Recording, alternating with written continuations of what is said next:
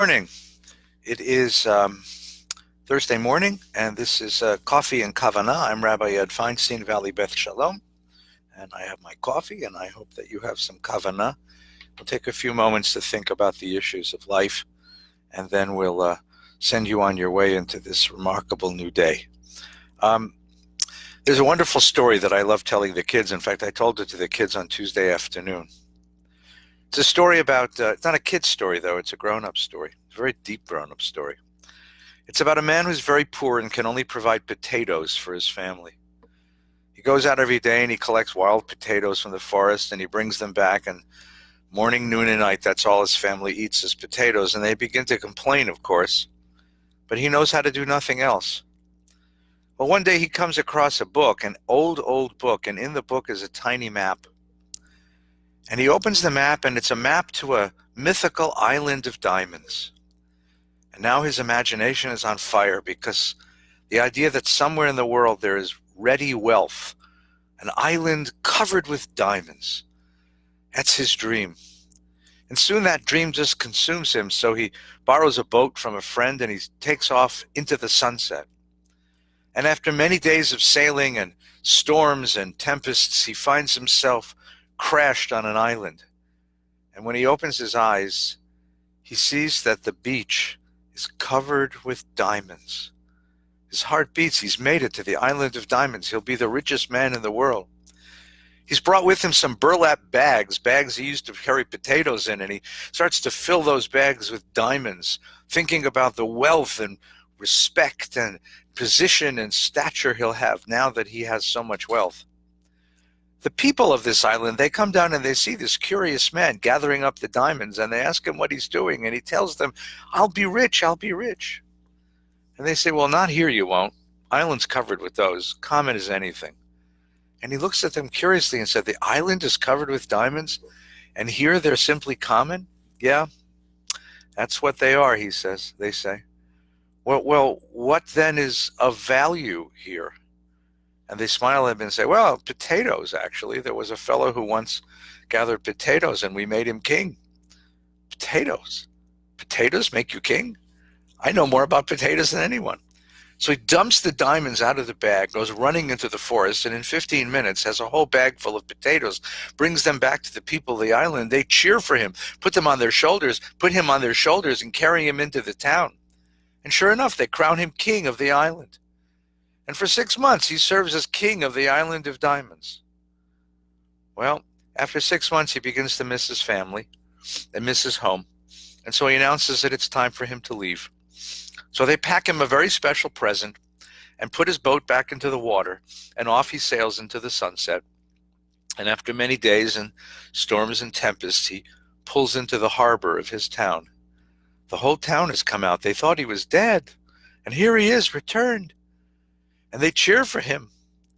And comes along his wife and says, Did you find it? Did you find the island of diamonds? He said, Yes.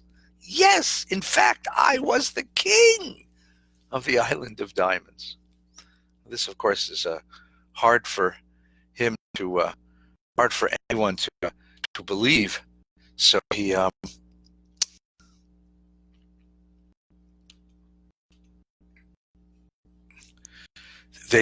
his wife turns to him and says, it's true?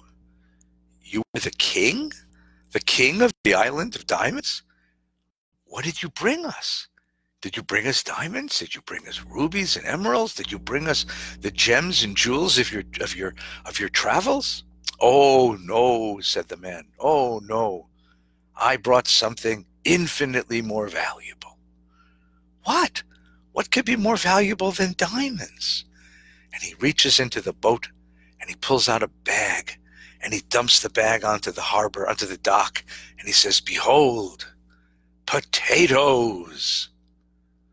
And his wife looks at him and shakes her head and walks away. And his children sadly walk away. And everyone in the town, they laugh at him. The man who lost his mind, who went off and found an island of diamonds and came home with a bag of potatoes.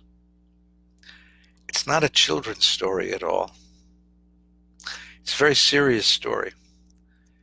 It's about why it is that we go into the world seeking diamonds and come home with potatoes. Why it is that we end up so disappointed. And the remarkable lesson of this story isn't that we're evil. It's not that we're deceived. It's a question of distraction. It's a question of buying into the myths that people sell us, taking up their idea of what success, what life is really for, and becoming, in the end, distracted. Distracted from the things that really matter, distracted from the blessings that surround us, distracted from the goals we had set for ourselves at one point in our lives and have now become diverted from them. The great American preacher Phillips Brooks once observed, and I love this quotation, "The great danger facing all of us," he wrote, "is not that we shall make an absolute failure of life, nor that we shall fall into outright viciousness, nor that we shall even be terribly unhappy, nor that we shall feel that life has no meaning. Nope, we needn't fear any of these. The danger is that we shall fail to perceive life's greatest meaning, fall short of its highest good, miss its deepest, most abiding happiness, be unable to tender the most needed service, be unconscious of a life ablaze with the light of the presence of God, and be content to have it so." Content.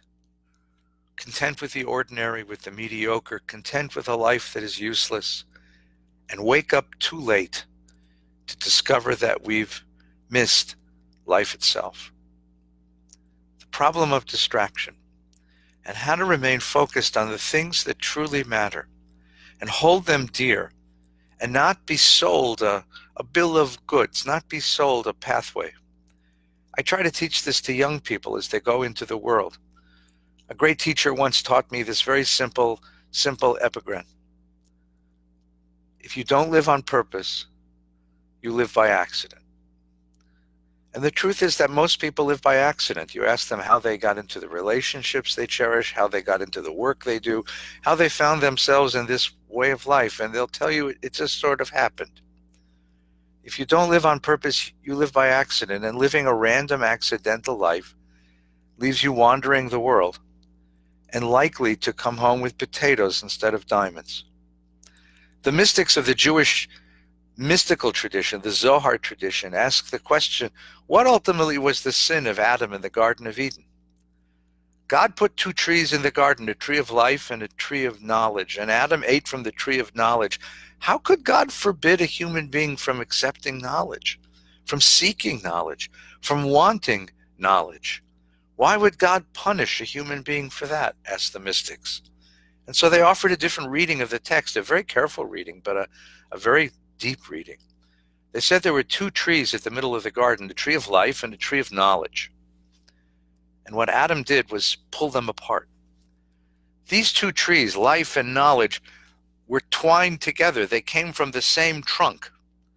And the fruit of tree of knowledge and life as one gives us a conscious life, an on-purpose life, a deliberate life, a life of intention.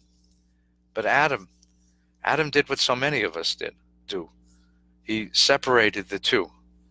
He took knowledge without life, or life without knowledge. And either one leaves us bereft, living accidental lives. There is a very important purpose for this. In the Sefer Torah, in the book of the Torah, there are 5,845 verses, 79,847 words, and 304,805 handwritten letters. I had to look that up.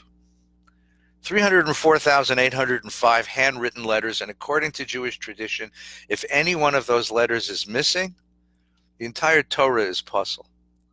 You can't use the Torah. You're not allowed to read from that Torah. Now imagine that. That's Jewish obsessive-compulsive disease. Every letter counts. Even the tiniest yud. If a tiniest yud is defaced, then the Torah can't be used. Now what's that tradition mean? It's because every one of those letters stands for one of us. Each one of us have been sent into the world to deliver one word one word, one phrase, one little bit, or we would say bite, of God's message to the universe, of God's message to the world. Each one of us carries a word of God's message. If any one of us fails to deliver her message or his message, then the entire Torah, the entire world, the entirety of Revelation, of what God intends us to hear, the entirety is indecipherable. It can't be read. Each of us is deliberate. We were created deliberately. We were put in the world deliberately. And we're given something to accomplish, something to do. And the only way to know that is to live deliberately. And living deliberately, we fulfill our purpose, our role, our meaning. We fulfill God's dream for us here in the world. As we go through these terribly difficult days, with pandemic separating us, with financial crisis on the horizon, and with demonstrations outside demanding a remaking of our society, let's do it all deliberately and intentionally, and take a little time to focus once again on the things that truly matter, on the purposes for which we've been sent into the world. I want to wish you a very, very pleasant day and a very good week. It's Thursday, so get ready for Shabbos. Tomorrow evening, we will daven Kabbalat Shabbat early at 5 o'clock. On Shabbos morning, of course, Torah study followed by Shabbos Minyan. And I wish all of you a very, very easy and good and sweet day. And to my dear and sweet friend Shirley Lowy, a very happy birthday yesterday, but I offer it to you today. Stay well.